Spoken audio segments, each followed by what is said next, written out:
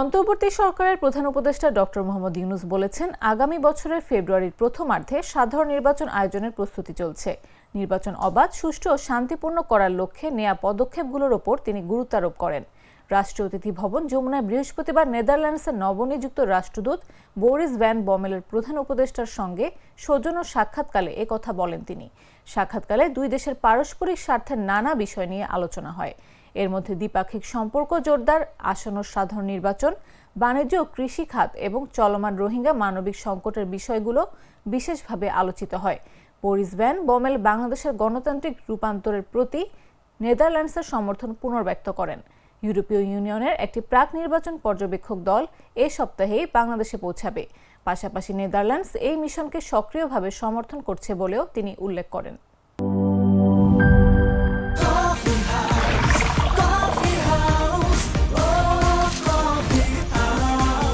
Coffee house, প্রতি চুমুকে আড্ডা জমে।